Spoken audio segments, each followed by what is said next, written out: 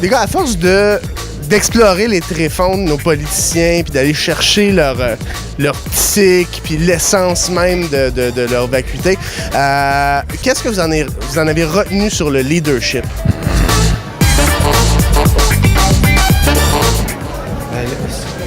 C'est une bonne réponse, je trouve. C'est pas C'est une pire, très hein? bonne réponse. Mais en fait, c'est que trop souvent, on dirait les gens portent tous leurs espoirs sur un leader. Puis parfois, mettons, une personne charismatique ou pseudo-charismatique arrive, mettons un Justin Trudeau. OK? Puis là, tout le monde se jette à ses pieds, mais on dirait qu'il s'attache plus au leader, au personnage qu'il incarne, plutôt qu'aux idées qui en émanent. Justin Trudeau, pour ma part, je trouve que c'est pas un gros émetteur d'idées. Je sais pas si mes confrères sont d'accord. Non. Peut-être que tu as un petit fait pour Justin. J'ai pas le choix de l'aimer parce que je l'incarne, mais non, je suis fasciné par le vide, c'est sûr. Ce qu'on a vu dans les mouvements sociaux, comme par exemple le Printemps érable, c'est qu'il y avait vraiment une délégation de leadership. Il y avait plusieurs personnes qui exerçaient ce leadership-là au sein du mouvement étudiant. Il y avait des porte-paroles qui avaient été identifiés, mais rapidement, le pouvoir a essayé de les pointer comme étant les leaders étudiants, alors que c'était pas le cas. C'était pas le cas du tout.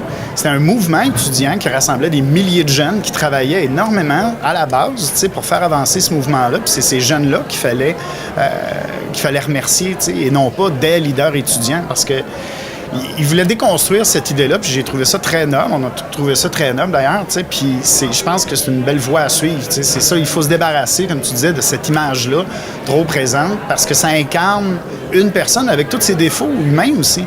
Puis c'est beaucoup plus facile à attaquer comme ça. Parce qu'il y a une époque où on a le jackpot, là, on a des conservateurs un peu partout, même au provincial, sous un autre nom.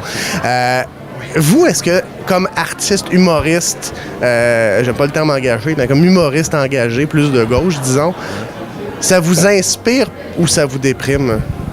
On pensait que... on en a besoin. On a besoin d'un scénario dramatique pour nous comme créateurs. Ça nous inspire beaucoup. Pour les créateurs, moi, je pense qu'il est intéressant, c'est la lutte. Parce que la lutte, c'est du mouvement, c'est du chaos, oui, mais c'est aussi de la vie, puis c'est comme ça que tout part. Puis si t'arrêtes de lutter, c'est fini. Tu concèdes, t'es mort automatiquement. Fait que la lutte, pour moi, elle est essentielle. Peu importe la victoire, le grand soir, toutes ces choses-là, c'est des thèmes qui sont très romantiques, qui sont très beaux, puis on attend tout le résultat au balcon, puis dire « on a gagné tant, mais... » C'est comme si il faut se battre sans attendre ce résultat-là. Il faut juste se battre parce que c'est une condition de vie. Puis, d'aussi loin que je peux me souvenir, ça a tout le temps été la crise. Ouais, c'était la crise des années 80, la crise des années 90, la crise des années 2000, la crise. Encore aujourd'hui, dans les pages de la presse, ils parlent de la crise. What's new, Pussycat? Mais nous, notre rôle, de toute façon, c'est d'être des chiens de garde, d'être des observateurs. Donc, même si notre gang est portée au pouvoir, on va rester critique face à notre gang. Justement, il faut les observer, être critique pour qu'ils fassent ce qu'ils avaient dit qu'ils allaient faire. Dans mon cas, si QS est porté au pouvoir, je vais être critique. Bon, là, les libéraux sont au pouvoir, c'est à toi d'être critique. Oui, les libéraux, ouais, c'est ça. Puis quel conseil vous donneriez au mouvement syndical pour livrer leur message? Ouais, François. À leurs membres ou à tout le monde? Tout le monde. Livrer leur message. Revenez à la base.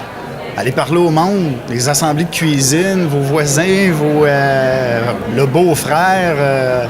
Parler au monde, informer avant de mobiliser puis avant d'agir, il faut informer. Il me semble que c'est ça le cycle. Au niveau de l'éducation populaire, le groupe organisé qui a le plus de financement au Québec, je pense que c'est les syndicats. Ouais. Donc, ils ont des moyens, ils ont des tribunes, ils ont du monde.